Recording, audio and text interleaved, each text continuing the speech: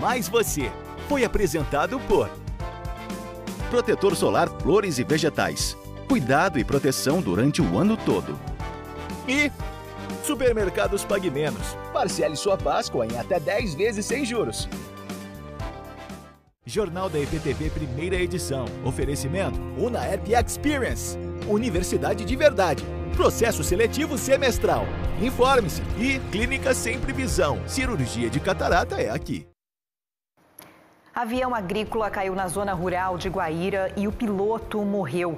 Ele fazia uma pulverização na lavoura quando o acidente aconteceu. Equipes de resgate tentaram fazer o socorro, mas o piloto já estava morto. Um caminhão pegou fogo na rodovia Anhanguera hoje cedo. A pista ficou totalmente fechada por quase 2 horas. O congestionamento chegou a 3 quilômetros. Teve troca de tiros na zona leste de Ribeirão. 2 suspeitos morreram e um policial ficou ferido. Foi durante uma abordagem na Avenida Alfredo Ravanelli. O caso da mulher que foi jogada para fora do carro em Cajuru. A vítima tinha medida protetiva, mas mesmo assim sofreu violência. A gente vai conversar com uma advogada que vai explicar como ter garantias em casos onde o companheiro não obedece à lei. Sexta-feira vamos ver também as dicas para curtir o fim de semana. Tem show, teatro e muita atividade para a criançada também. Espero a sua participação pelo nosso WhatsApp, comentando os assuntos do jornal até a 1 da tarde.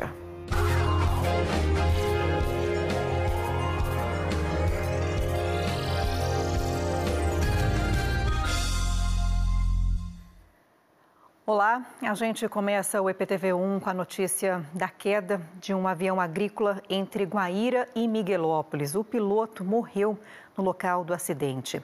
A gente vai ver imagens dos destroços do avião, que é um modelo Ipanema, um dos mais usados para pulverizar lavoura. O Corpo de Bombeiros de Guaíra chegou ao local do acidente. Agora há pouco, a tentativa de resgate foi feita ali por pessoas que passavam pela estrada rural, conhecida como Sertãozinho, logo no início da manhã, mas infelizmente o piloto já estava morto. Existe uma suspeita de que o avião teria batido numa rede de alta tensão que tem nesse lugar aí, nessa fazenda, mas isso, gente, ainda não está confirmado, tá? A aeronave, prefixo PTUUL, está em nome de uma empresa de pulverização agrícola que atua em Minas Gerais, Goiás e em Guaíra também, onde aconteceu o acidente. Os investigadores da ANAC, Agência Nacional de Aviação Civil, estão a caminho de Miguelópolis para descobrir o que provocou a queda da aeronave. O piloto é Josias Pereira Lemes, de 52 anos, que era de Goiânia. O avião é do grupo Precisão, que informou que o Josias era altamente capacitado e que ele tinha todos os certificados e exames em dia. A aeronave possuía manutenção e documentação também regular. A gente tem agora o vídeo das pessoas que chegaram primeiro ali no local do acidente. Você vai ver em que uma delas cita que o avião bateu no fio de alta tensão. Aqui, ó. Ali é o Ricardo Corona. Aqui é a torre. Ali é o estradão do Sertãozinho, que vai ali pra venda, ali, subindo pra venda. Aí, ó. Olha lá a asa dele lá, ele bateu lá no fio, olha o fio caído lá. Ó. Trombou lá no fio da torre. Nossa, Deus do céu. Avião totalmente destruído, por isso a gente falou para vocês que existe essa suspeita que ele teria realmente batido no fio de alta tensão, mas isso ainda está em investigação. E é o segundo acidente com avião agrícola envolvendo o piloto aqui da região esse ano. Em janeiro, perto de Uberaba, Walter Luiz Nicoliello Júnior, de 48 anos, perdeu a vida enquanto trabalhava fazendo também pulverização em uma lavoura de uma usina. Walter tinha 20 anos de experiência com esse tipo de avião e era de Monte Alto. Equipes de resgate de Uberaba tentaram socorrer o piloto, mas ele já estava morto. A gente viu ali imagens desse acidente. O Gustavo Oliva conversou com um professor de engenharia aeronáutica da USP de São Carlos e ele deu informações importantes sobre os acidentes com esses tipos de aviões, aviões agrícolas. Gustavo chega agora ao vivo com a gente. Gustavo, bom dia para você. O que pode ter acontecido então lá em Miguelópolis?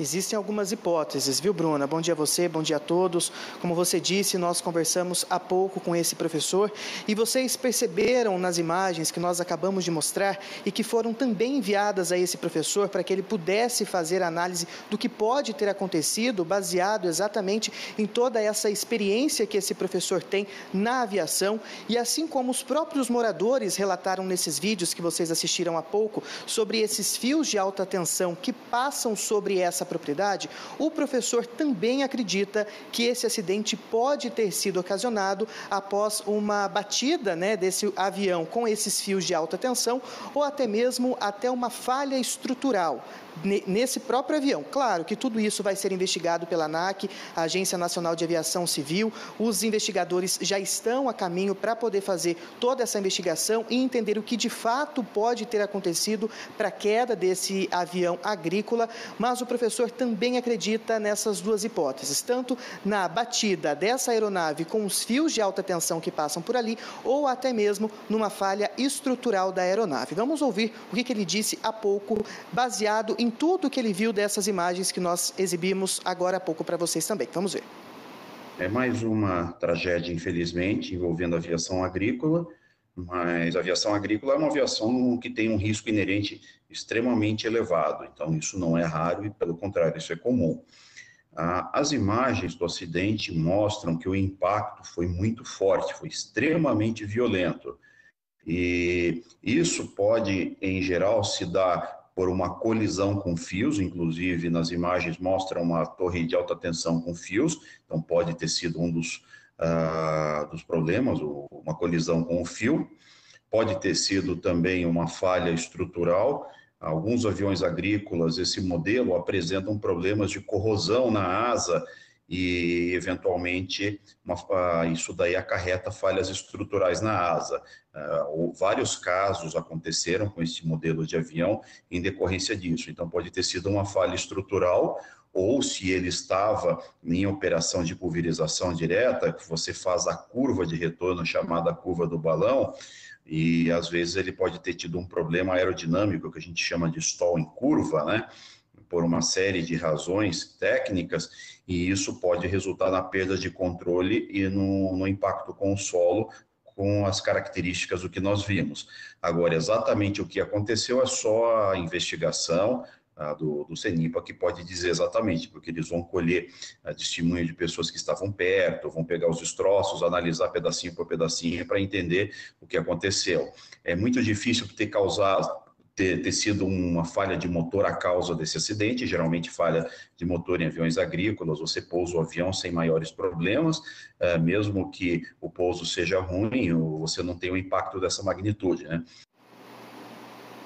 Pois é, agora, como o professor disse, os investigadores estão a caminho para descobrirem de fato o que aconteceu para que essa aeronave caísse então no solo e tirasse a vida do Josias Pereira Lemes, de 52 anos. Esse avião é um modelo Ipanema que é muito utilizado para pulverizações em áreas rurais, em lavouras, e este ano já tivemos um acidente muito parecido com esse que tirou a vida do Josias.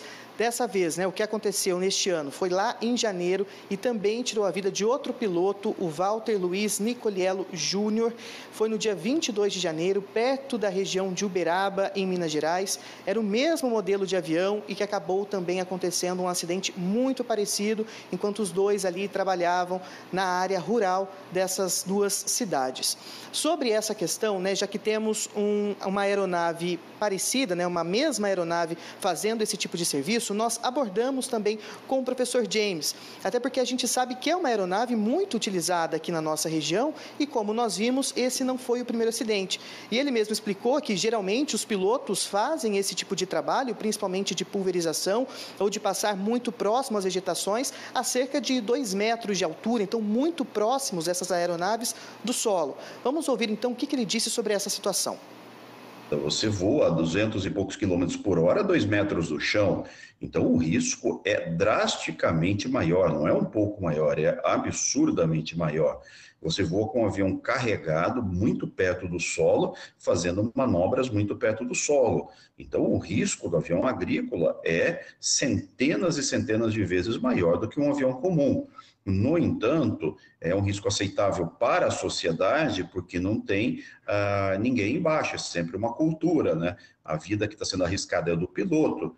Seria inaceitável você fazer esse tipo de operação numa área densamente povoada, mas numa área agrícola é um risco calculado. Então, é uma profissão de risco a aviação agrícola, tanto é que a remuneração dos pilotos é uma remuneração relativamente boa em decorrência desse risco. Pois é uma profissão de risco, como disse o professor, e que infelizmente hoje acabou tirando a vida aí do piloto, o Josias Pereira Lemes, de 52 anos. Relembrando então para vocês, esse acidente aconteceu hoje pela manhã, ali na área rural, entre Guaíra e Miguelópolis. Esse piloto estava fazendo ali já todo o trabalho, né, trabalhando nessa área rural, quando acabou caindo no solo a aeronave. Agora, o que aconteceu ainda vai ser investigado. O professor que nós ouvimos há pouco acredita que o avião pode ter batido contra os fios de alta tensão ou pode ter acontecido uma falha estrutural no avião, mas tudo isso vai ser investigado. As nossas equipes, a equipe do Murilo Badeça, do Aurélio Sal, está a caminho para chegar, né, no local e entender o que aconteceu de fato. Daqui a pouquinho eles já devem estar entrando aqui ao vivo para falar com vocês, mas a gente deixa aqui também, né, nossos sentimentos para a família do piloto Josias Pereira Lemes, de 52 anos, que estava ali trabalhando e acabou morrendo hoje de manhã, ali nessa área rural entre Guaíra e Miguelópolis. A gente segue acompanhando. Qualquer novidade a gente chama vocês, Bruno. Obrigada, Gustavo, pelas informações. Esse piloto que é da cidade de Goiânia, né, Goiás, mas que é muito conhecido aqui na nossa região. Inclusive, o grupo, a empresa em que ele trabalha, mandou uma nota para a gente, né, amigos ali. Muita gente triste, claro, com essa fatalidade que aconteceu agora de manhã. Fica a nossa solidariedade realmente, né, Gustavo? Aos amigos que o conhecem aqui e até a familiares também que estejam na região. Bom trabalho, viu, Gustavo? Como o Gustavo disse, Murilo Badeça daqui a pouquinho volta com mais informações desse acidente direto lá da fazenda. Um caminhão pegou fogo hoje de manhã na rodovia Anhanguera, perto de Cravinhos. Nestas imagens feitas por motoristas que passaram pelo local, dá para ver o fogo e a fumaça preta.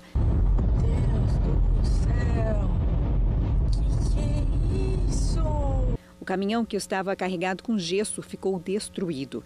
Segundo a Polícia Rodoviária, o fogo teria começado por causa de um curto-circuito no painel do veículo. A rodovia Anhanguera ficou fechada por quase 2 horas e o congestionamento chegou a 3 quilômetros.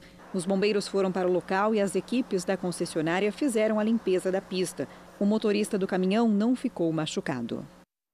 Esse acidente foi antes das 8 da manhã, então teve muito congestionamento para quem pegou a Anhanguera logo cedinho. Falar agora de violência. 2 suspeitos morreram e um policial ficou ferido durante uma troca de tiros nesta madrugada. Foi durante uma abordagem na Avenida Alfredo Ravanelli, zona leste de Ribeirão. A Patrícia Bonelli está ao vivo com a gente com mais detalhes dessa história. Foi aí que tudo aconteceu. Patrícia, bom dia.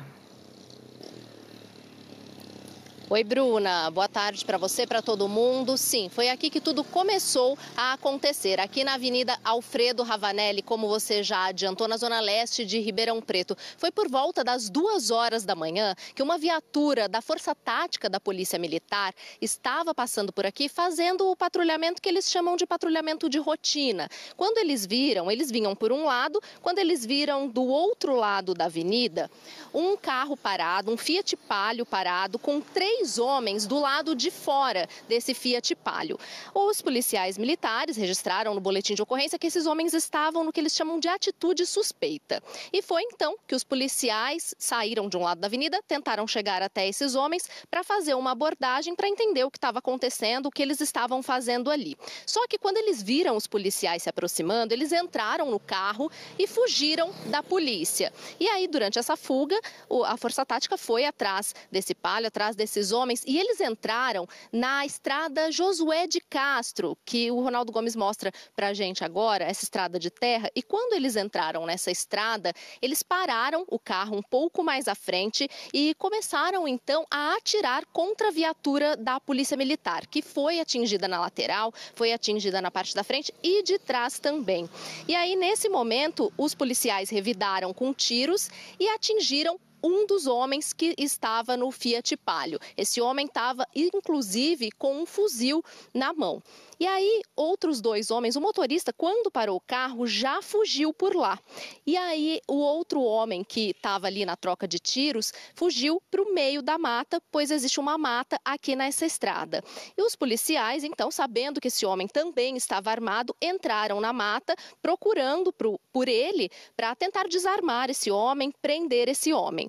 Mas, nesse momento, uma outra troca de tiros aconteceu. E aí, um policial militar acabou atingindo esse segundo homem, que também morreu no local. Só que nessa troca de tiros, um policial militar de 30 anos, foi atingido no braço direito. E aí, então, ele foi socorrido para o Hospital das Clínicas aqui em Ribeirão Preto. Mas a informação que a gente tem é de que esse policial está estável e não corre risco de morte. Bom, depois dessa troca de tiros, então, 2 suspeitos ficaram mortos no local, um deles fugiu, a Força Tática foi acionada, outras viaturas vieram para cá, houve um reforço e a Polícia Civil também veio aqui para o local para fazer a perícia e ajudar nessa ocorrência. E durante essa perícia, a polícia encontrou dentro desse Fiat Palio algumas armas, entre elas esse fuzil que eu disse, também umas outras armas que não são permitidas, um capuz e também colete à prova de balas. Agora as investigações seguem para saber o que esses homens pretendiam fazer por aqui. Bruna. Tá certo, Patrícia. Requer ainda mais investigação sobre esse caso. Obrigada pelas informações, viu? A gente fala agora do caso que chocou toda a região da mulher que acusa o namorado de ter sido jogada para fora de um carro em movimento, isso em Cajuru. Aconteceu em janeiro e só agora as imagens foram liberadas. A Bruna Romão chega com a gente ao vivo. Bruna, bom dia para você. A Gabriele tinha medida protetiva e mesmo assim foi vítima de uma violência brutal. Esse, infelizmente, é um filme que a gente sempre assiste e o final nunca é feliz, né, Bruna? Boa tarde. Isso mesmo, Bruna. No caso da Gabriele Gonçalves, foram várias agressões, muitos machucados, espalhados, pela cabeça, mas tem muitas vítimas que, infelizmente, acabam perdendo a vida, esses casos que vêm aumentando cada vez mais. Como você bem colocou, as imagens foram divulgadas agora, mas o caso aconteceu em janeiro. A Gabriele disse para a polícia que o Denis Silva, o namorado dela, teria a jogado para fora do carro. Antes, Bruna, as agressões já estavam acontecendo dentro do veículo, muita violência, e ela então disse que foi jogada e depois ainda arrastada por esse suspeito. E ela tinha medida protetiva. Então é por isso que nós vamos falar com uma advogada criminalista, membro da Comissão de Direito Criminal da OAB, sobre essa questão da medida protetiva. E ela já está aqui comigo, ela vai começar explicando. A gente tem o caso da Gabriele Gonçalves, eu queria que você explicasse para a gente. É a melhor medida, A gente pode dizer que é o principal recurso para assegurar a essa mulher, mas tem falhas. Por que não é suficiente para impedir, por exemplo, agressões e assassinatos? Boa tarde. Boa tarde, Bruna. Sim, a medida protetiva ela é muito importante, é uma medida efetiva, e que a mulher tem que fazer a denúncia e tem que buscar essa ajuda, mas infelizmente a gente tem alguns problemas relacionados a políticas públicas e também A medida ela sai em 48 horas, é isso? Qual que é o tempo? Essa medida chega rápido para essa mulher? Como é que funciona? Sim, a partir do momento que é feita a denúncia na delegacia, o delegado vai registrar ali todo o depoimento, encaminhado para o Ministério Público, para o juiz, e o juiz, em 48 horas, é deferida essa medida protetiva. Mas a gente tem que ressaltar, e é importante até a vítima saber, que a partir do momento que tem o deferimento da medida protetiva, ela ainda não está assegurada. Ela só vai estar assegurada da medida protetiva a partir da intimação do agressor. Ou seja, em muitos casos é difícil encontrar esse agressor, ou seja, da medida protetiva até a prisão tem uma lacuna aí. Sim, sim. Tem alguns casos que tem essa certa dificuldade, sim, de encontrar a pessoa. E muitas vezes ele é encontrado depois de efetuar ali mais um tipo de agressão de violência doméstica. Recentemente, nós falamos também de um caso de perseguição de uma mulher de Ribeirão Preto, que ela também tinha medida protetiva, e esse homem jogava pedra na casa, ficava ali praticamente 24 horas a perseguindo. O que precisa fazer em casos como esses? Tem que ter uma fiscalização melhor? Como é que funciona? Então, muitas vezes o problema não é na medida protetiva em si, mas sim na situação, na ausência de uma fiscalização maior dessas medidas protetivas, né? A autoridade policial ela não comporta a quantidade de medidas protetivas que teria que ser fiscalizada, e aí normalmente o que a gente vê, né, no nosso dia a dia o problema é mais específico na fiscalização e não na medida em si. Certo, muito obrigada pelas suas orientações. A defesa do Denis Silva entrou em contato, enviou uma nota para a gente dizendo o seguinte: primeiro que nega as acusações, dizendo que a Gabriele teria se jogado de forma voluntária do carro no momento de desequilíbrio emocional, que estava embriagada e que vai provar a inocência do acusado. Disse também que o Denis é uma pessoa pacífica, tem um bom relacionamento na cidade e que isso tudo vai ser mostrado nos autos. Bruna, eu volto com você.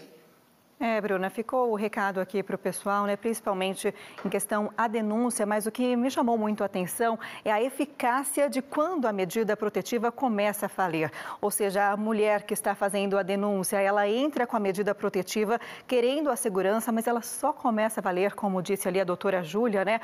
Depois que o agressor é encontrado. Ou seja, se ele não é encontrado em 2, 3, 5 meses ou nunca é encontrado, essa medida nunca começa a valer. Aí é muito difícil, não é, Bruna? Fica aí uma lacuna para a justiça melhorar essa questão. Obrigada, viu, Bruna? Bom trabalho para você.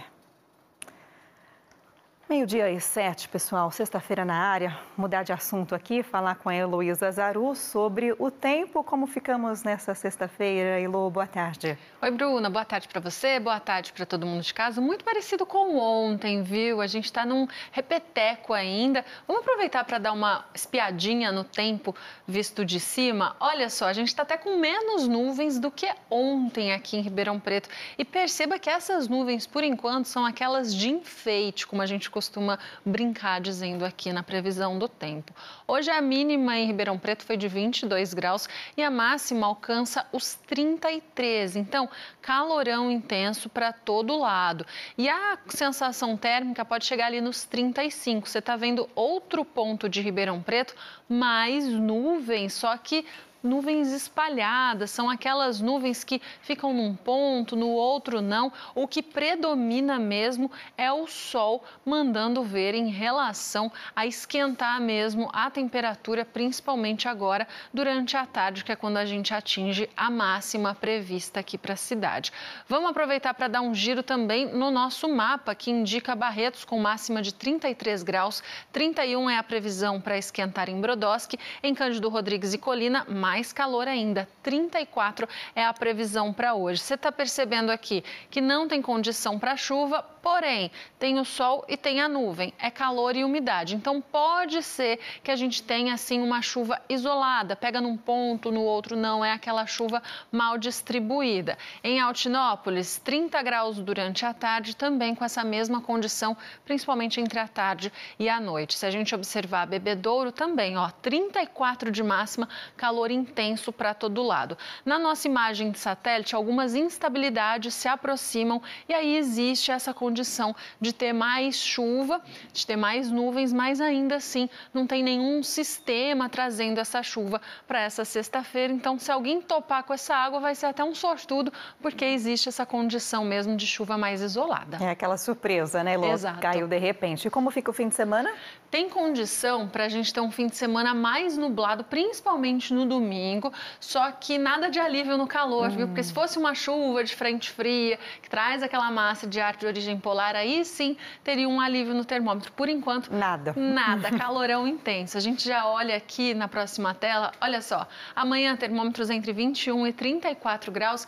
Perceba no domingo, a nossa ilustração até muda, ó, a nuvenzinha de chuva sozinha lá, sem o sol aparecer. Mas mesmo assim o sol vai conseguir deixar o tempo quente, o tempo abafado na nossa região. Mínima de 22, máxima de 34 graus em Ribeirão Preto, com condição de ficar aquele tempo assim, chove, para, e o sol vai conseguir deixar o tempo quente para todo lado, tempo abafado. Em Franca, 29 é a máxima amanhã, 30 no domingo também, mesma condição. Agora a gente observa Jaboticabal, que tem máxima de 34 no sábado e no domingo também 34 graus, com essa expectativa do sol tentando aparecer entre as nuvens, mas mesmo assim a expectativa é de que seja um dia mais nublado, assim como em Sertãozinho amanhã, ó, calorão intenso, 36 graus e no domingo faz 35 também, sem alívio nesse calor intenso. Olha só como que a gente está observando aqui a chuva. Até o dia 1º, a gente vê que a chuva está esparramada pelo estado de São Paulo, alguns pontos não recebem essa água, quanto mais clara é a cor aqui no mapa, menor é a intensidade da chuva. Então, a chuva vai ficando intensa conforme o passar dos dias, mas mesmo assim não é uma chuva tão forte, uma chuva tão potente. E outra situação, a gente está com uma área de alta pressão no Mato Grosso do Sul, ela interfere um pouquinho aqui para a gente em relação a desfazer essa chuva, desmanchar as nuvens. Então, por isso, existe essa condição da chuva diminuindo de quantidade aqui pra gente, mas isso os meteorologistas estão avaliando. Elo, eu achei que a gente estava com calorão amanhã de 34, mas o pessoal de Sertãozinho com 35, 36, gente, a sensação passa dos 40, não é, Elo? Chegando nos quase, 38, né? Viu? Mas dependendo do lugar, se for no centro da cidade, onde tem muito prédio, pode sim chegar ali. Então, gente, parece que a gente ainda está falando do verão, mas já estamos no outono e eu vou perguntar para a Heloísa do frio. É o que todo mundo quer saber, né? Cadê o frio do outono, né? Segundo os meteorologistas, do meio para o fim de abril, a gente tem condição para que aqui na nossa região a gente já comece a sentir aquela amostra grátis do que deve ser o inverno. Mas assim, a gente tem a previsão de 3 frentes frias para a semana que vem, só que essas frentes frias vão atuar em outras regiões do país, principalmente no sul. Então essas outras partes do Brasil vão sentir sim uma queda na temperatura. A capital, por exemplo, vai ficar com máximas de 22, 23 graus. Aqui pra gente ainda não vai chegar isso, mas a gente já vai começar a sentir sim as máximas diminuindo, as manhãs ficando um pouquinho mais geladas. Calma que a gente vai chegar lá, mas do meio pro fim de abril a gente já vai começar a tirar o agasalho do guarda-roupa. Tá certo, Elô, a gente vai atualizando aqui pro pessoal de casa pra gente já começar aquela arrumação na roupa de frio, né? Exato, porque eu tirar faz anos que eu não tiro bota do armário, por exemplo. É bom pra tirar pra lavar agora, deixar pra secar, pra usar depois.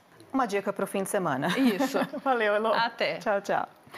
No próximo bloco, vamos falar de saúde no quadro Faz Bem. Hoje o assunto é daltonismo, aquele problema que dificulta a distinção de cores. Já já todos os detalhes, 12h13 agora. A catarata está afetando a sua visão? Na Sempre Visão você tem acesso à cirurgia de catarata sem filas, com segurança e tecnologia de ponta. Feirão de fábrica lote dourado na Javep Chevrolet. Tracker Turbo a partir de R$ 119.990, mais 10 vezes de R$1.000 no cartão de crédito com o seu usado na troca. Ou entrada baixinha, mais 60 vezes de R$ 1.599. Confira na Javep. Paulistão Atacadista. Páscoa é no Paulistão. Economize muito mais. Aqui é preço de atacado. Aproveite o Festival de Carnes no Paulistão. Sexta é dia de muito preço baixo em carnes. Contra filé friboi, só R$ 38,90. Filé de polaca Marinhill, 20,70. Coxinha Seara, 14,80. Peixes Arbo, 44,90. Linguiça Perdigão, 17,58 o quilo. Paulistão Atacadista, o campeão da economia. Eita, Jojo, esse liquidificador não bate nem vento. Agora sim é só receita fit pra manter esse corpinho. Fim de semana do liquidificador na Van. Liquidificador Diamante Britânia de R$ 189,90 por apenas 10 vezes de R$ 11,99. R$ 70 de desconto. Só 10 de R$ 11,99 sem entrada e sem juros. Muito barato. Aproveita. Todo o setor de eletro em 10 vezes sem entrada e sem juros. Pula, pula. Compre hoje com o cartão Van e pague só em maio. Hipersaúde, nesse domingo tem. No Super Giro, 30 prêmios de R$1.000. No primeiro sorteio, 10 mil. No segundo, 15 mil. No terceiro, 20 mil. E no quarto sorteio, R$200 mil. Isso mesmo, 200 mil de uma só vez. Hipersaúde é regional, hein? Fim de mês imbatível do Atacadão chegou com ofertas incríveis. Confira. Cerveja Budweiser ou Brahma Zero, 350 ml, R$ 2,99. Leite condensado Monça, 395 gramas, R$ 7,29. Detergente em pó Tixan, 800 gramas, R$ 7,39. Atacadão, seu parceirão. Beba com moderação. Atenção! Foram prorrogadas até o fim do mês as melhores ofertas e condições para você sair rodando um BYD 0 quilômetros. Bônus de até R$40 mil e carregador extra. BYD Aliança. Giro da Sorte Multi Você. No Ribeirão Shopping até 31 de março, a cada R$200 em compras com CPF cadastrado na nota fiscal, você pode girar a roleta e concorrer a prêmios incríveis do Multi Você. Além disso, você garante um número da sorte para o sorteio de 5 vale-compras de R$10 mil, 5 pacotes de 50 mil pontos no programa Multi Você e 5 vouchers de 1 ano de estacionamento VIP gratuito. São 2 mil prêmios na roleta e 15 chances no sorteio. Giro da Sorte Multi Você é no Ribeirão Shopping. Sempre muito mais. Por isso eu compro no Toninho. Batata inglesa, cliente fidelidade, paga só R$ 2,79 o quilo. Cerveja Brahma, 350 ml, cliente fidelidade, paga só R$ 2,99. Se beber, não dirija. Miolo da Alcatra, só R$ 42,99 o quilo. Toninho. Sonorama Baby, a melhor loja de móveis infantis de Ribeirão e região. Poltrona para amamentar Ana Célia com balanço, super promoção, R$ 698. Grátis um puff. Sonorama Baby, Avenida Saudade 1441. Se tem uma frase que a Sheila não queria ouvir do Carlos, é essa aqui. Eu tô apaixonado pela Helena. Enquanto isso, Joyce precisa de ajuda em um momento delicado. Caio, você vai ter que ligar pra minha mãe. Ela tem que vir aqui. Ela tem que trazer um médico, senão eu vou perder o meu bebê. O que foi? A Joyce tá no apartamento do Caio passando mal, com hemorragia. Minha Nossa Senhora. Essa semana promete, hein? De segunda a sábado, sempre é tempo de viver uma história de amor. De volta com notícia importante para os estudantes universitários que querem se tornar professores. Terminam nesse fim de semana as inscrições para o programa Pé de Meia Licenciaturas. Direto da redação da CBN Ribeirão, a Júlia Tres tem as informações. Oi, Júlia, boa tarde. Oi, Bruna, boa tarde para você e para todo mundo que está aqui com a gente no EPTV1. O programa Pé de Meia Licenciaturas é uma iniciativa do governo federal para incentivar a formação de professores universitários. Ele oferece um pagamento de R$ 1.050 por mês para os estudantes que decidirem, então, fazer a faculdade para trabalhar como professor. São os chamados cursos de licenciatura. Durante o curso, os alunos podem sacar a cada mês R$ 700 para ajudar nas despesas do dia a dia. E R$ 350 ficam depositados numa caderneta de poupança e o aluno, então, tem 5 anos de prazo para fazer esse saque da aplicação depois de formado. Mas ele tem que trabalhar como professor numa rede pública de ensino nesse período. O programa exige que o aluno tenha sido aprovado em um curso de licenciatura presencial neste ano no SISU, ProUni, FIES e que tenha obtido nota superior ou igual a 650 no Enem. Não há critérios de renda. Por enquanto, são 12 mil vagas disponíveis. E as inscrições, elas terminam então no domingo, no dia 30, e o cadastro é feito pela plataforma Freire, dentro do site gov.br/CAPES.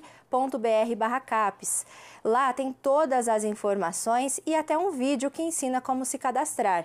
Vai precisar da senha do gov.br, viu? E o resultado dessa seleção vai ser publicado no dia 14 de abril. Se alguém tiver interesse e perder o prazo do domingo, ainda dá tempo de se inscrever, mas aí ele vai receber esse dinheiro com um certo atraso. Eu volto com você, Bruna. Obrigada, Júlia. O Hoje tem problema de trânsito no Até Quando? É um trecho da Avenida Doutora Nardir Aguiar, no Jardim Paiva, onde os pedestres têm dificuldade para chegar do outro lado. Denúncia da Bruna. Nossa telespectadora Fernanda Marion foi checar. Bruna, eu vim para cá, Jardim Paiva, Avenida Doutora Nardir Aguiar. Agora, na hora do almoço, o movimento é até tranquilo, a gente não vê tantos carros assim. É um ou outro que passa, mas de manhã ou no final da tarde é aí que o problema tá. Vou conversar sobre isso com a Maria Inês, moradora aqui do bairro. Maria Inês, boa tarde para a senhora. De manhã ou no final da tarde é intransitável mesmo isso aqui, né? É perigosíssimo. Muito. A gente, para atravessar aqui, tem que correr. E entre 6 horas e 8 horas da manhã, ninguém atravessa aqui. Se tiver que entrar com o carro, você não consegue. De tanto que é o movimento e, além disso, eles vêm da estrada a 100 por hora e acham que aqui é a estrada também, vai embora.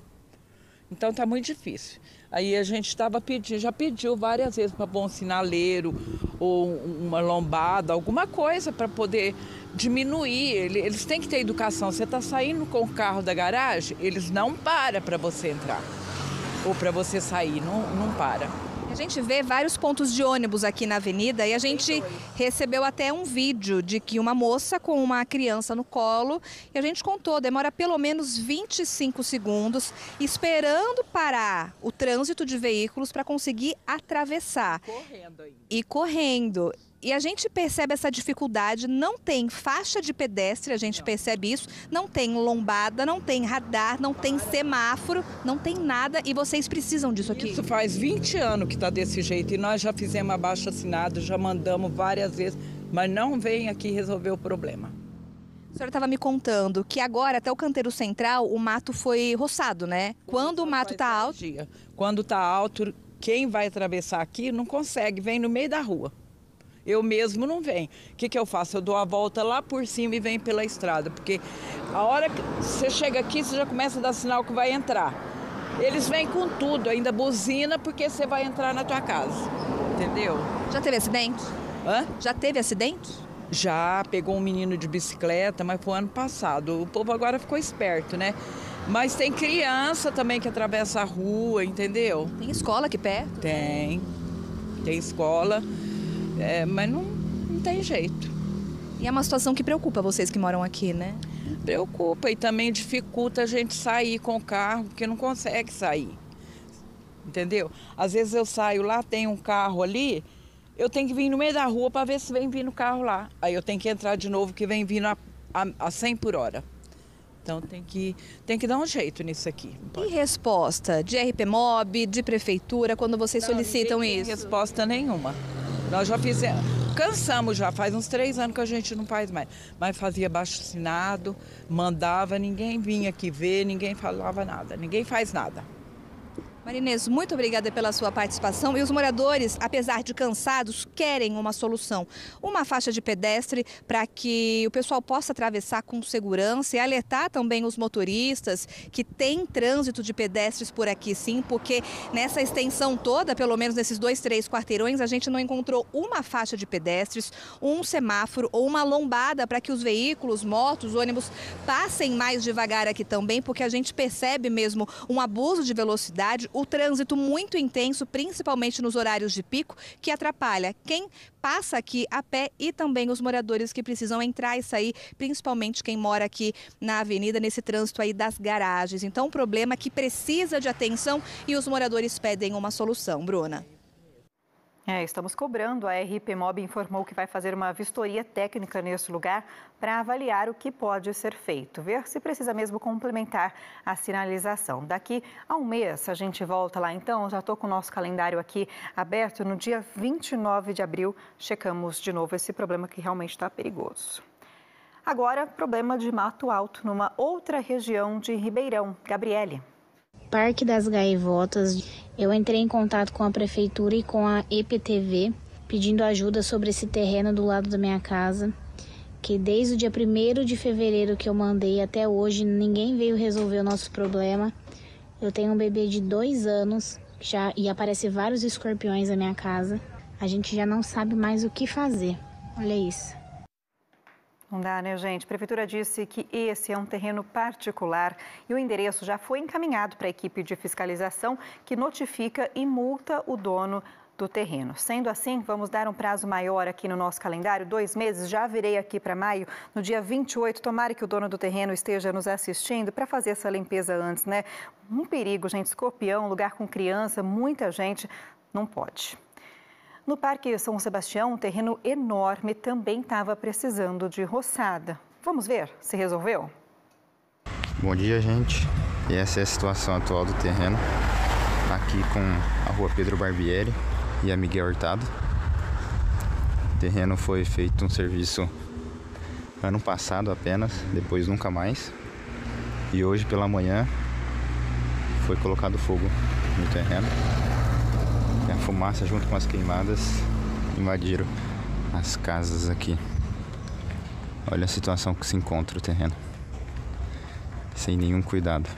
Muitos bichos saem, vão para algumas casas, mas essa é a situação.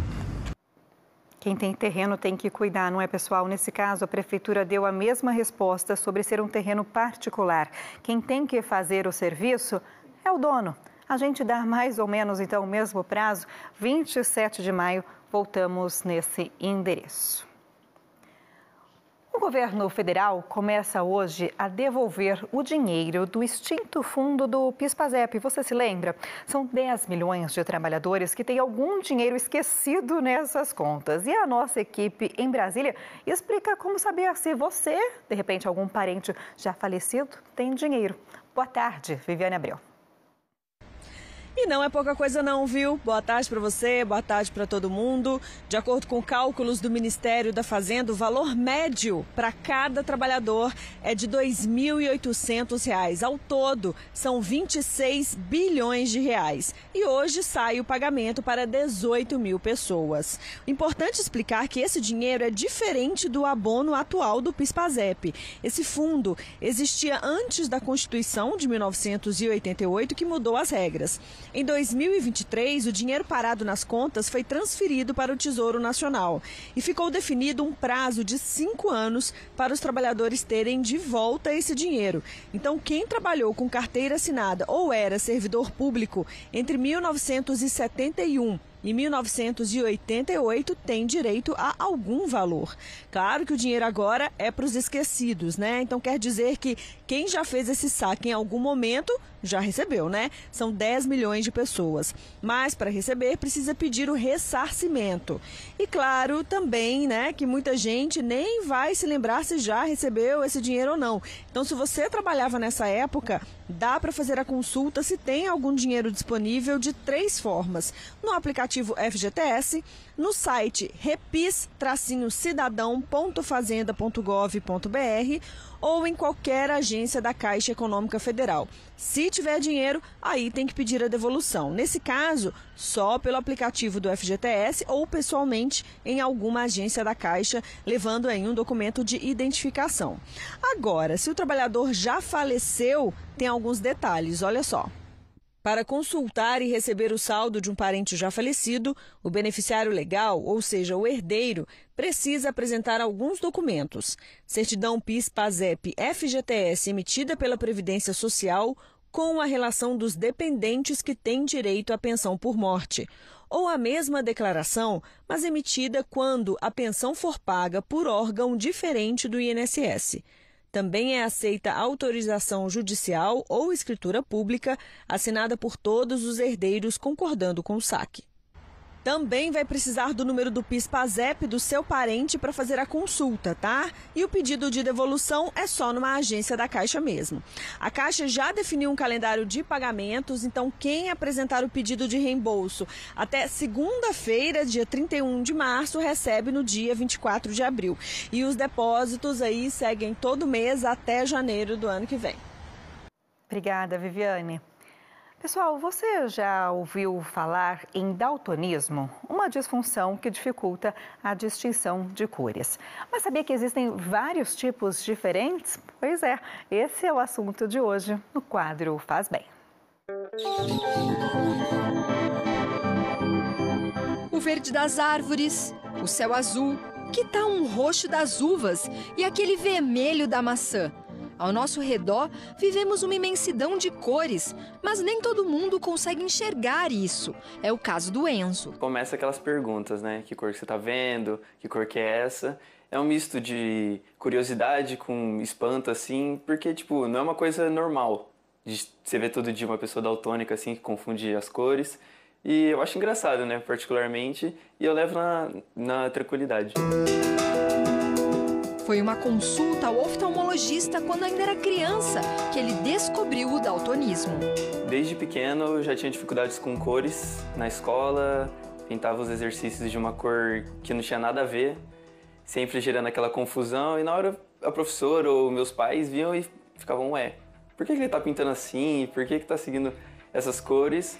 Até que um dia eu fui no oftalmologista para ver o grau dos olhos, né, se precisava usar óculos ou não, e ela fez o teste só por desencargo, assim, e foi comprovado que eu era daltônico.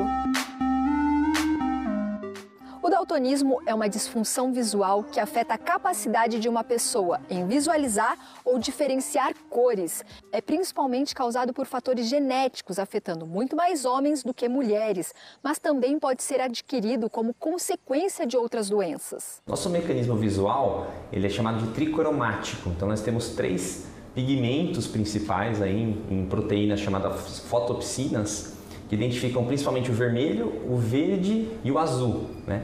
Então a junção de diferentes tonalidades entre essas 3 cores é que vai nos dar a visão que a gente tem, né?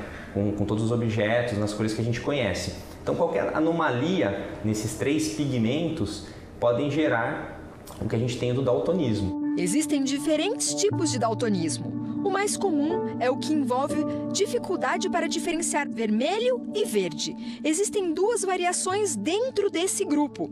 A deuteranopia, quando o verde pode aparecer acinzentado ou marrom, e a protanopia, quando o vermelho pode parecer mais escuro ou ser confundido com marrom ou verde. Nos 2 casos, os tons de vermelho, verde e marrom podem ser difíceis de serem distinguidos. Outro tipo de daltonismo é o chamado de tritanopia, que a dificuldade está entre diferenciar as cores azul e amarela. Quem tem tritanopia pode confundir o azul com o verde e o amarelo com os tons rosados ou acinzentados. Por fim, ainda existe o daltonismo total, chamado de monocromacia ou acromatopsia. Esse é o tipo mais raro e mais severo. A pessoa não enxerga nenhuma cor, vê tudo em tons de preto, branco e cinza. Essa condição pode vir acompanhada de outros problemas de visão, como sensibilidade à luz. Para identificar se a pessoa é daltônica ou não, o método Ishihara é o mais utilizado. E aí, vamos ao desafio? O que você vê nessas telas? Conseguiu ver? Aqui, o número 12. E esse, deu para identificar o 15? O 8, foi mais tranquilo? Agora me conta, para você, foi fácil ou teve alguma dificuldade? Fui na rua para ver o que o pessoal enxergava. E olha, todo mundo tirou de letra. Me fala, Beatriz, você consegue enxergar o que tem aqui nessa imagem? Sim, o número 12. Conta pra mim, o que você tá vendo aqui nessa imagem? O 8. O que você tá vendo nessa imagem aqui? Número 15. E o lado de cá? É o 12.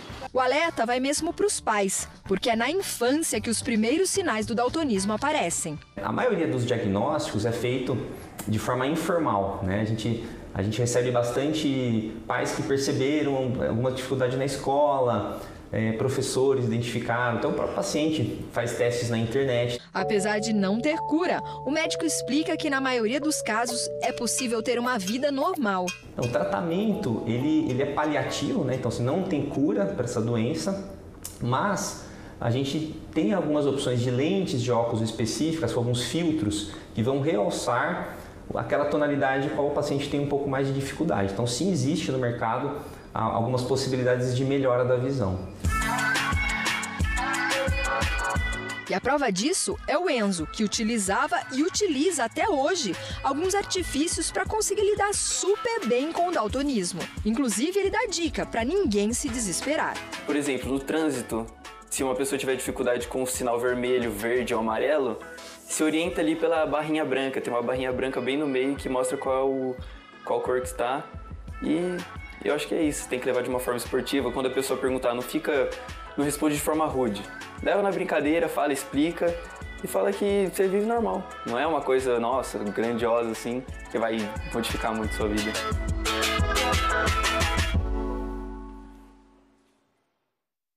A gente volta a falar do avião agrícola que caiu hoje de manhã entre Guaíra e Miguelópolis e o piloto morreu. Murilo Badeça está no local do acidente, que é um lugar de difícil acesso, não é, Murilo? Boa tarde.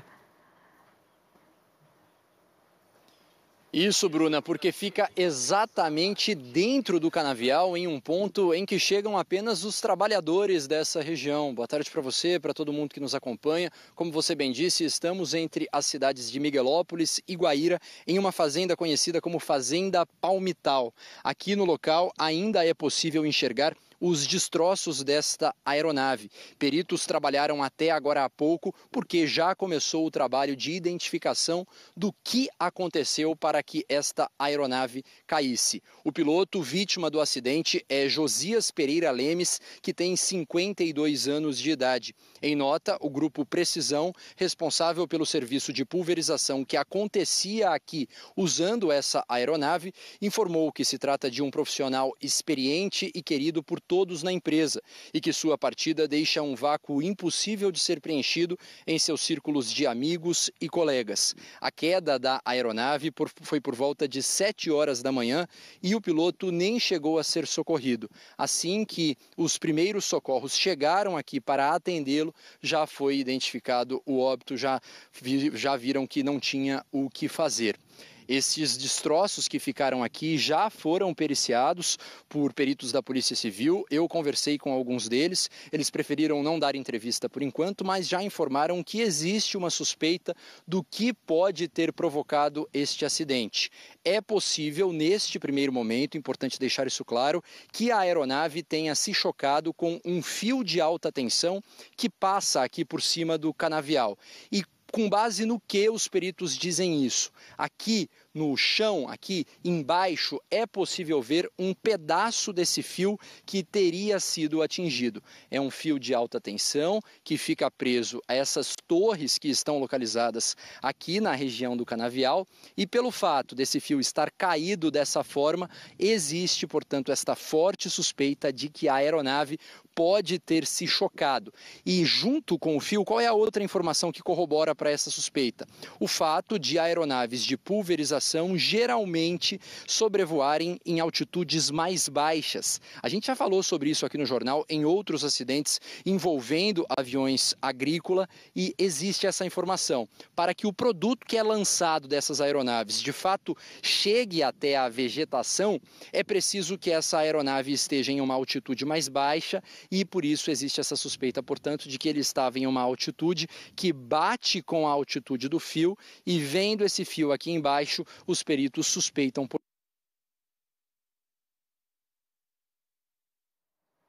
Perdemos a conexão com o Murilo, como você viu, é um lugar de muito difícil acesso. A nossa equipe saiu daqui, antes mesmo do horário do jornal começar. Nossa ideia era realmente abrir o jornal direto do local do acidente, mas como o Murilo bem disse, muito difícil esse acesso que fica no meio do canavial. Somente os trabalhadores dessa usina conseguem saber certinho qual é o trajeto, por ali. Voltamos com o Murilo ou ainda não? Sim, ainda temos um pouco mais do Murilo. Por favor, Murilo. Bruna, só complementando o que eu estava falando, não sei até que ponto chegou a informação, mas é importante deixar claro. A principal suspeita é de que a aeronave tenha se chocado com um fio de alta tensão, porque aqui no local existe um fio que deveria estar no alto, mas está no chão e por isso existe esta suspeita. Quem vai confirmar é o CERIPA, que é o Centro Regional de Investigação e Prevenção de Acidentes Aeronáuticos. O corpo de Josias, que é o piloto morto neste acidente, já foi retirado daqui. Nossa produção apurou que ele é de Goiás, não é da região, mas conversando com as pessoas que estavam aqui agora há pouco, elas me informaram que este piloto estava fazendo este trabalho de pulverização aqui há cerca de 30 dias e, portanto, era uma pessoa que já tinha algumas amizades por aqui e por isso existe essa sensação de muita tristeza, de lamento diante do que aconteceu. Eu acabei acabei de falar sobre a suspeita de que a aeronave tenha se chocado com um fio de alta tensão e acaba de chegar uma nota da CPFL, a Companhia Paulista de Força e Luz. Em nota, a CPFL lamentou o ocorrido, se solidarizou com os familiares do piloto e informou que está apoiando as autoridades na apuração dos fatos e disse que a linha de transmissão dela, da CPFL, estava operando dentro das normas técnicas. Importante termos esse retorno da CPFL, portanto, que acaba de chegar, já que essa é uma suspeita. Bruno, eu sigo por aqui na região e vou acompanhar agora o trabalho de investigação, mas acredito que conseguimos passar a informação com qualidade, com informação, né, do jeito que o telespectador merece. Sim, Murilo, a gente estava realmente na expectativa de conversar com você justamente para dar uma olhada, né, nessa área onde aconteceu o acidente. Olha só o tamanho, né, desse canavial, uma fazenda que fica entre Guaíra e Miguelópolis. Esse acidente aconteceu hoje de manhã e a gente estava tentando chegar até o local. Agora o Murilo então falou ao vivo com a gente de lá e segue acompanhando toda essa investigação. Obrigada, viu, Murilo? Bom trabalho aí para você. Você também aí de casa vai acompanhar todas as informações, infelizmente, dessa tragédia hoje cedo com a morte desse piloto. Depois do EPTV1, tem Globo Esporte e o Geraldo Neto vai chegar agora com as notícias dessa sexta-feira. Oi, Geraldo, boa tarde. Oi, Bru, ótima tarde para você, boa tarde para todo mundo que está em casa. Nossos sentimentos à família do piloto que se envolveu nesse acidente, né?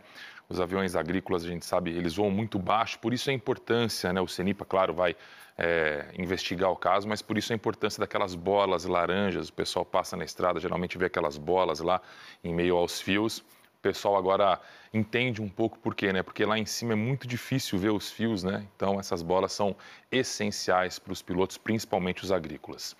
Bom, no Globo Esporte, daqui a pouquinho, um Globo Esporte totalmente diferente, especial, vai ser todo ancorado por São Paulo. Daqui a pouquinho a gente explica, porque ontem rolou a final do Campeonato Paulista e o Corinthians conquistou o título, né? Quebrou essa sequência aí do Palmeiras e daqui a pouquinho o GE é especial, não vai ter o Geraldinho, não vai ter a Bruna, vai ser direto com o Fred Bruno lá de São Paulo para falar sobre essa decisão. Mas aqui dentro do EPTV1 a gente vai falar de duas decisões que vão começar nesse final de semana, né? Na Série A3 do Campeonato Paulista.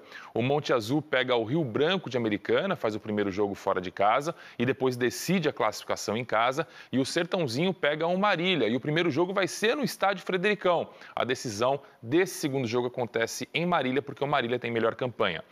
Quem passar por esses duelos tem vaga garantida na Série A2 do ano que vem. Você confere agora a reportagem. Solta aí.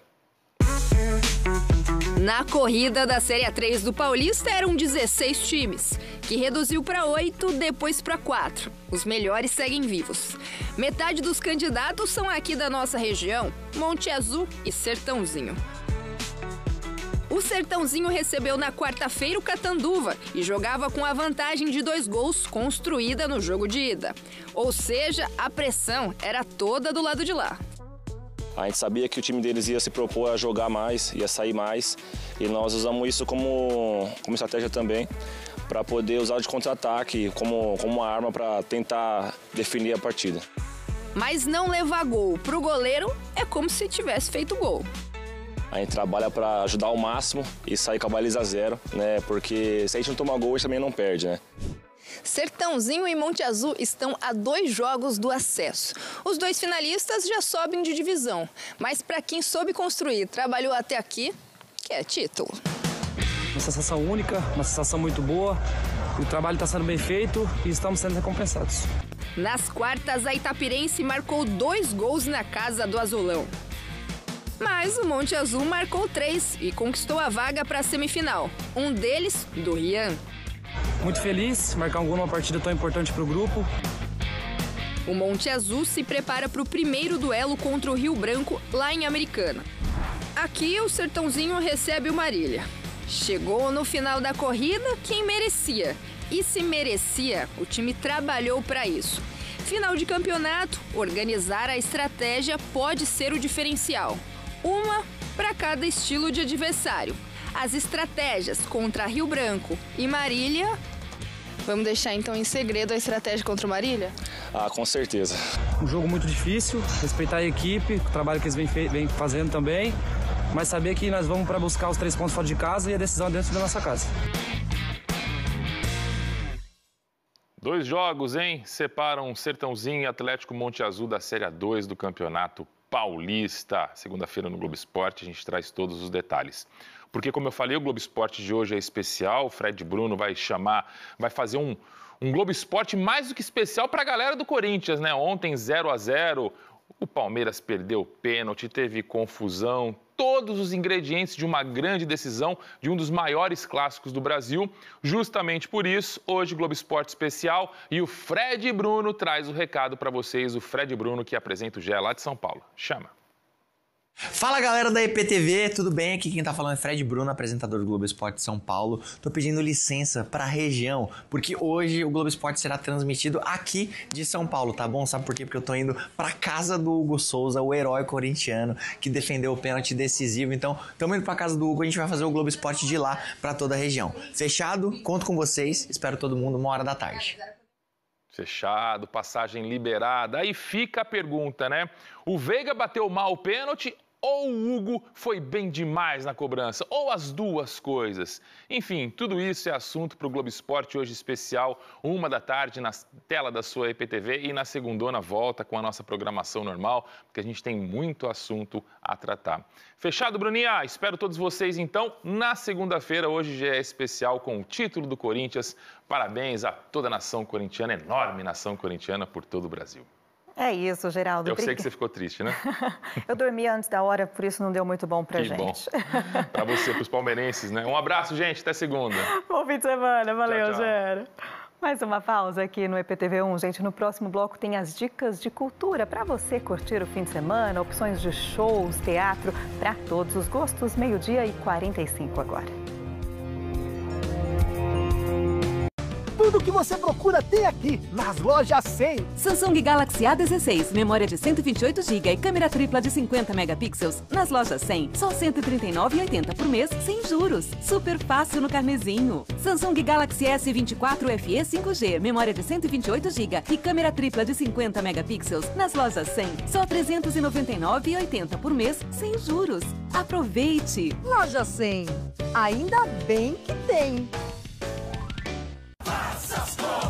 Preços baixos em todos os setores. No Savenhago é promoção de verdade. Facilidade de pagamento. Economia que você sente no bolso. Fraldinha, apenas R$ 38,90. Óleo soia, R$ 6,69. Arroz 4R, R$ 21,50. No nosso cartão, leite condensado Italac, R$ 5,98. Antártica Lata, R$ 2,59. Beba com moderação. Faça as contas. No Savenhago é muito mais barato. Já reparou como a vida é repleta de desafios? Na Cressol, chamamos de começos. Porque todo começo é um desafio. Mas quando temos alguém do nosso lado, o que parecia um dia difícil, vira o começo de uma grande parceria. E até um sonho de 30 anos atrás, foi o começo de uma das maiores cooperativas de crédito do Brasil. E se toda conquista tem um começo, todo começo tem Cressol. Páscoa Pague Menos. Ofertas irresistíveis como chocolate. Aproveite! Leite Quatá, R$ 4,29. Arroz Butuí, R$ 19,99. Óleo de soja Vila Velha, R$ 6,45. Cerveja original, R$ 3,59. A 100 paleta ou ponta de peito Friboi, R$ 29,99 o quilo. Parcele sua Páscoa em até 10 vezes com o cartão Pague Menos. Pague Menos. Faz sua vida melhor. Beba com moderação. Quando você abre um imóvel da ADN, você se abre para um novo mundo, o seu. Estamos de portas abertas para construir juntos os seus sonhos. ADN Construtora. Ih, Jojo, isso aqui tá parecendo uma sala de espera, hein? É verdade, eu preciso deixar isso aqui, a minha cara. Então, segura, Jojo. Ficou um arraso, hein? Fim de semana da decoração na Havan. Puff veludo ou buclê de R$ 149,90 por R$ 79,99. Lindo pro seu quarto ou sala e útil no dia a dia. Manta búzios de R$ 59,90 por R$ 29,99. Metade do preço. Protege e decora. Sua casa merece. Pula, pula. Compre hoje com cartão Havan e pague só em maio. Quer dicas vigorosas? Compre aqui no Açaí. Cerveja por malte Petra, lata 269 ml, 1,99. Óleo de soja Soia Pet 900 ml, 6,29. Detergente líquido IP Fragrâncias Frasco 500 ml, 1,85. Dia imbatível Açaí. Beba com moderação.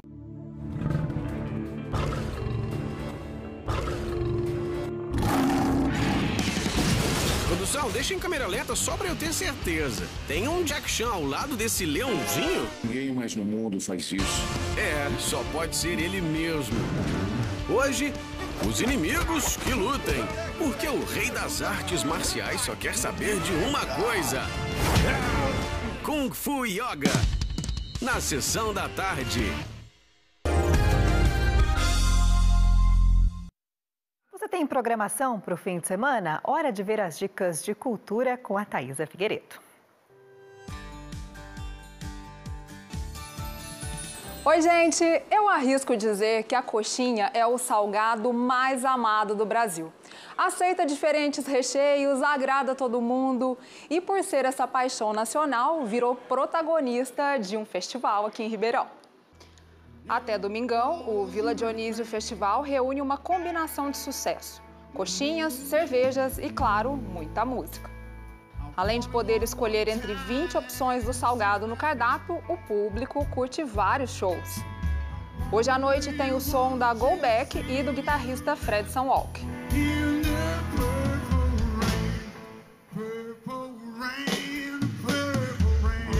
Amanhã tem Danilo Teoro Trio, Coldplay Vila La Vida e Hitman.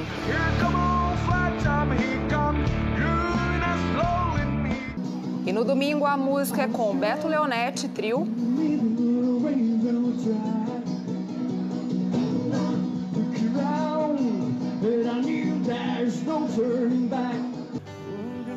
e Tonantes.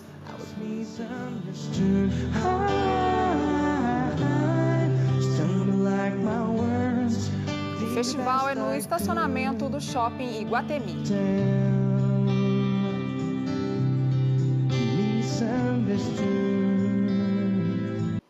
Lá no final dos anos 90, o Buena Vista Social Club devolveu à música latino-americana o brilho que estava meio ofuscado.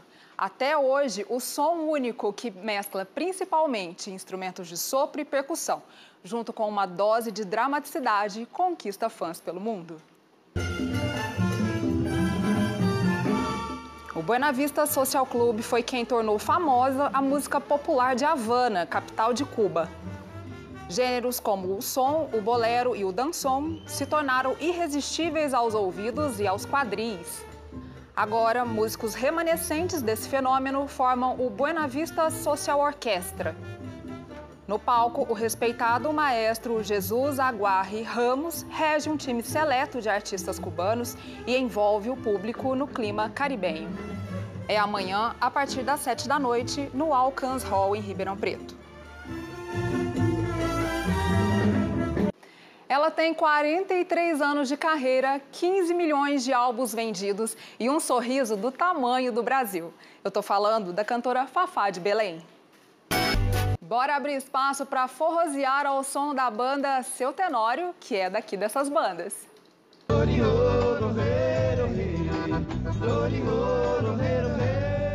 Bora abrir espaço para forrosear ao som da Seu Tenório, que é daqui dessas bandas. A Seu Tenório nasceu em Franca e juntou uma galera fã do forró pé de serra.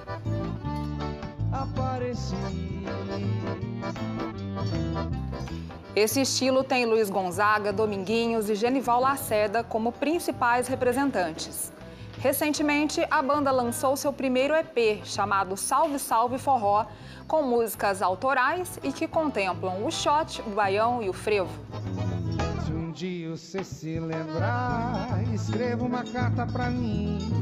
É domingo, às 5 da tarde, no Sesc, em Franca. Faz tempo que eu não lhe vejo, quero matar meu desejo. A banda Maracujá promete um show que é para dançar e muito ao som do reggae.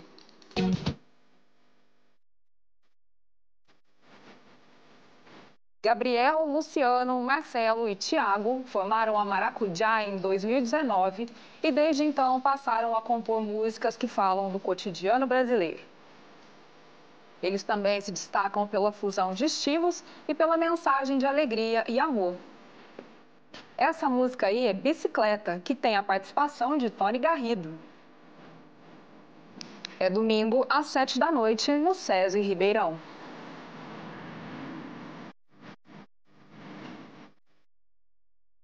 Hora é de risada aqui no Em Cena. Renato Albani quer saber por que sair da zona de conforto virou uma obsessão para todo mundo. Você está mais ao norte, então você está do mesmo lado, um pouco mais para cima, né? Animal. Esse comediante bigodudo aí conquistou o Brasil com seu humor que conversa direto com o público. Só no YouTube são 2 milhões de inscritos. E no espetáculo Zona de Conforto, Renato Albani diverte todo mundo sabendo mais da plateia e especulando por que todo mundo nunca está satisfeito e quer mudar a rotina toda hora.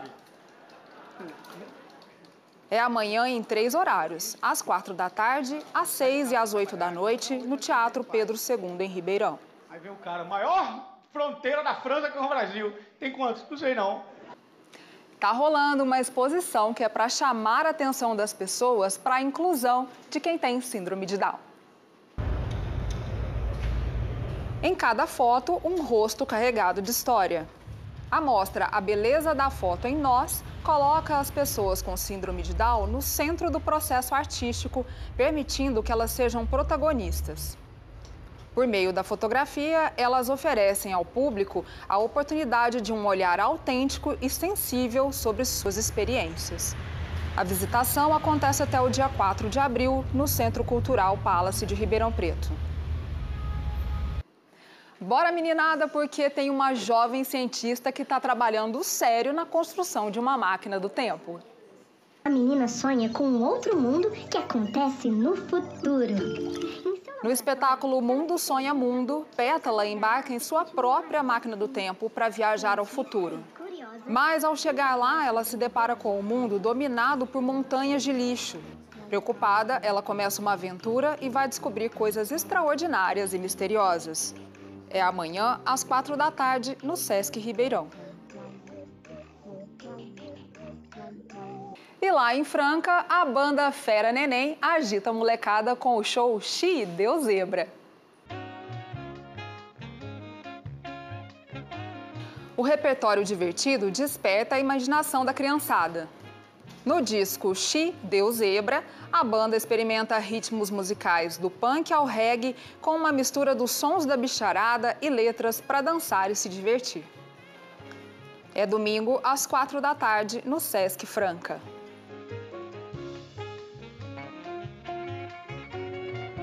Para saber o que mais tem de bom para fazer na região durante todo o fim de semana, é só acessar a nossa página g1.com.br/Ribeirão.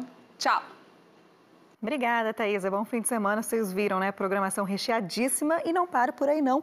No Instagram do nosso jornalismo, @jornal da IPTV Ribeirão, tudo junto, você confere outras dicas para curtir também o fim de semana aqui na nossa região, tá? Tem mais opção de teatro e programação para quem gosta de dança e circo. Tá aqui, ó, na tela para você. Lembrando, então, tem notícia, claro, né? Do início ao fim do dia, algumas até exclusivas e muito bastidor. Curiosidades do mundo aqui da TV. Já segue a gente? Não? Corre lá então, @jornal da IPTV Ribeirão. Antes da gente encerrar, tem a sua participação aqui. Vamos ver quem está com a gente. O pessoal mandando foto, vídeo. É a Daiane, direto de Jaboticabal, entardecer em Jaboticabal, uma aquarela no céu. Vamos ver juntos? Olha, gente, que maravilhoso. Obrigada, viu, Daiane, por essa imagem linda, linda de ontem à tarde. Fim de tarde aí de outono, né? A mistura das cores. Falando nisso, olha essa pintura aqui que o Wagner mandou pra gente. Manhã de hoje, falando que parecia realmente um quadro. Olha aí, gente, esse alaranjado, amarelo, tá assim, né? Esse é o bom de acordar cedinho, a gente consegue contemplar essa beleza aí da natureza. 12h58, vamos dar um pulinho lá fora? Vamos ver como é que tá aqui em Ribeirão Preto. A gente tem aí a imagem da região central da cidade. Algumas nuvens ainda, pouca mudança. Tem chance de uma chuvinha isolada num ponto ou outro, mas é o calor que deve estar predominando. Quem está na rua sabe bem o que eu estou falando. Muito obrigada pela sua companhia. Um ótimo fim de semana. Descanse, aproveite. A gente se vê na segunda-feira. Tchau, tchau.